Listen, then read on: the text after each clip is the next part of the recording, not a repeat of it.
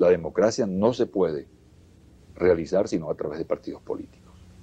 Pero la democracia también puede hundirse, puede morirse, puede ser liquidada cuando los partidos políticos funcionan de manera aberrante. Cuando los partidos políticos pasan a ser fuerzas de ocupación de la sociedad, llegan a asfixiar totalmente al ciudadano. Y todo cuanto es expresión de la sociedad civil se convierte en expresión del partido en todas las elecciones que hay, en las quinquenales o en las cotidianas en los gremios. Cuando toda decisión depende de lo que el partido tenga que opinar sobre tal o cual cosa. Entonces, hoy en día, la institución partidista, y me refiero a todos por igual, independientemente de que las responsabilidades sean mayores en unos que en otros, el partido de izquierda o de derecha, el partido grande o el pequeño, el partido viejo o el nuevo, están llevando por un despeñadero a Venezuela. Esa visión clientelar, esa visión restricta de lo que es el país, esa visión del activista por encima de la visión del ciudadano, es algo que mantiene realmente traumatizado al país y una de cuyas expresiones más dramáticas fue la abstención en las elecciones municipales pasadas. Muchas de esas críticas que tú le haces a la situación actual de los partidos políticos y del liderazgo del país son compartidos por la mayoría del país.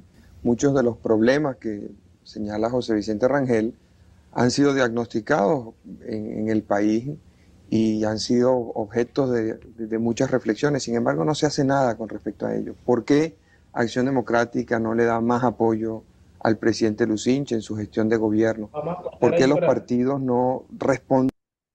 Candela. para comentar lo otro, porque si no, imagínate. Bueno, tú tenías toda una idea sobre el tema pues, esa afirmación tan interesante de los partidos como fuerzas de ocupación de la sociedad, ¿no? Hay como es muy potente eso, pensar, muy potente además con la vivencia posterior. El partido reemplaza la actividad cotidiana, la discusión del partido, pero además la prioridad del partido. Esta cosa cuando uno la piensa, es casi, no es planificada nuestros cortes, pero es casi un ensayo con temas, ¿no? Son tema uno, liderazgo, tema dos, partidos políticos, cuál es el rol de los partidos políticos, cuál es la función que cumplen, porque ahí valdría la pena preguntarse entonces, ¿cuál es la función? Porque yo sentí un poco contradictoria la idea de, bueno, los partidos organizando grupos de consumidores, etcétera, y luego también, o sea, eso no es un rol un poco colonizador también, dictar la forma como se organizan, porque eso es lo que hace al final, la forma partido organiza, ocupa el rol de las formas de otras organizaciones y las reemplaza, les da órdenes,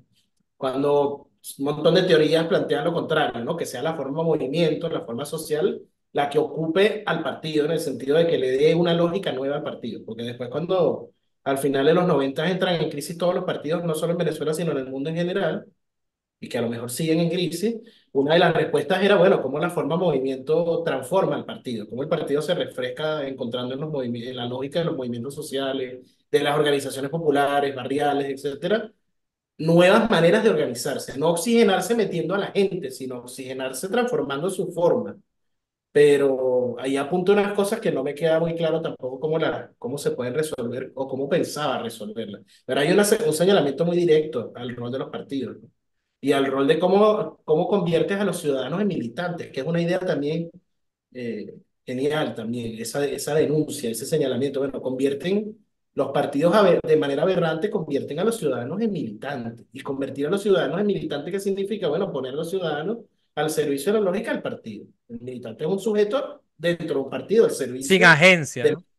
Sí, claro, y por eso uno siente que es tan importante, los partidos deberían agradecer tener como un cuerpo de gente que de algún modo orbita a su alrededor, pero que es independiente, que puede ir a cosas, que puede escuchar, que puede decirles cosas, porque ellos no lo pueden, los militantes acatan órdenes también, ¿no? Y hay cosas que a lo mejor no les gustan y no las van a decir. Entonces, si tú tienes un grupo de gente que se acerca, que tiene simpatías, etcétera, pero tiene la capacidad de decir cosas que tú como militante no puedes decir, uno debería ser más agradecido y más bien la actitud a veces es como muy agresiva en el sentido de no entender la importancia que es mantener esa autonomía, ¿no? Como poder, bueno, mirar cosas, simpatizar con cosas, pero tener siempre la capacidad de, bueno, yo no tengo que rendirle cuentas a ninguna célula, ni tengo que rendirle cuentas a un buró que me reclame porque estoy haciendo una crítica a una decisión X. Pero no sé, te preguntaría cómo ves, cómo sientes o cómo ves esa idea de ocupación de la sociedad, ¿no? Los Es partidos muy como... interesante, sí, sobre todo porque siento que había una visión muy institucional, ¿no?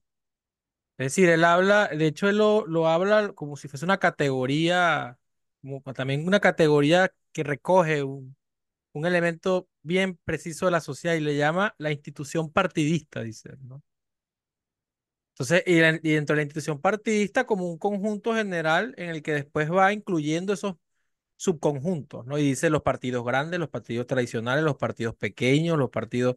Entonces, y de hecho De dice varias... izquierda, de derecha, sí. Ajá, exacto. Entonces, eh, es muy interesante porque al final lo que termina es utilizando un concepto para aglutinarlos a todos. Yo le decía a Yuruari que le mostré esa parte en donde que compartí incluso por ex, ¿no? Que él empieza como a interpelar y hace un llamado al país, en donde mucha gente, por cierto, como tú comentas, me preguntaba, pensó, cuando estaba leyendo esto, pensé que eras tú, hablando del presente, me decían, ¿no? Y al final me dijeron, wow, cuando se encontraban con la fecha y quién era, ¿no? Pero Yuruari me dice en algún punto lo mismo que tú me dices, qué estructurados eran estas personas, ¿no? Entonces yo me preguntaba, un poco ya especulando, yo digo, ¿será que Marcel le pasaba las preguntas y ellos practicaban y preparaba un ensayo y lo escribía? Porque es que todo esto es como de un nivel de autoconciencia de todo, o es que la gente Sí, antes, o, claro, o es que la gente antes cuando iba a la televisión iba era a compartir lo que ya había escrito, ¿no? ¿Sabes? sí, Porque al final es como una responsabilidad. Hace tiempo no se habla de esas cosas, por ejemplo, con esta cosa, ahí yo ya le intervengo como con la sociología y los cambios tecnológicos, los cambios del lenguaje, los cambios societales que han sucedido que han sido muy profundos, ¿no? Esto es del 85, no existía el Internet en Venezuela. Ya había algo por ahí, unos ejercicios, pero no existía como hoy.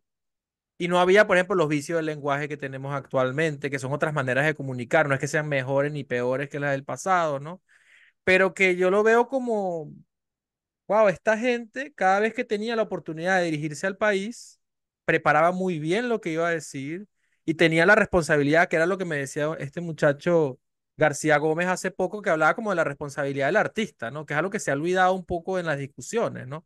Que si tú vas a dar algo a la gente, que no sea algo que contribuya al malestar, sino que se habla del malestar, como lo está haciendo José Vicente, y con eso te doy la palabra, ¿no? Se está hablando del malestar, pero que se está también proponiendo cómo salir del malestar.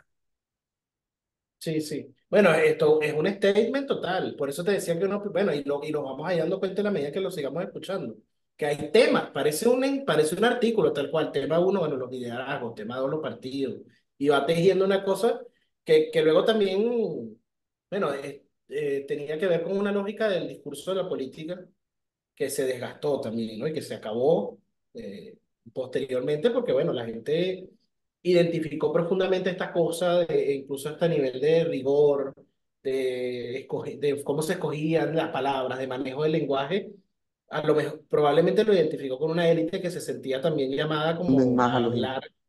hablar con una claridad aleccionadora todo el tiempo. Y eso ya cambió. Nosotros nos preparamos, estamos sentados aquí conversando cada uno en su casa, o sea, con un nivel distinto de lenguaje, de frescura también y de menos preocupación por toda esta aparataje que ahí hay. ¿Cuánta gente hay detrás de esa escena? Y hay por lo menos 10 5 6 personas, ¿no? Y hay dos cámaras, hay un productor, hay un maquillaje, etcétera, ¿no? Y todo un aparato de lo que significaba hacer televisión y de dirigirte al país, que bueno, que tiene que ver Poder, también ¿no? con Puro poder. el poder de estos medios también. O sea, una entrevista aquí podía significar los titulares mañana, ¿no? O sea, ¿qué se va a decir? ¿Qué se recoge? ¿Qué recoge la prensa escrita? Se va como generando un hilo allí de información que cambió totalmente, ¿no? Ya las cosas no funcionan de esa manera en alguna medida, ¿no? Ya no existe como el programa de televisión, de entrevista que tú estás esperando para ver en la noche y que va a marcar la pauta noticiosa del día siguiente. Y que se hacía, ¿te acuerdas que esto se hacía hasta con promo también, ¿no? Pasaban todo el día. Y esta noche, entrevista con José Vicente Rangel, tal. O sea, se creaba expectativa de todo. Expectativa, claro.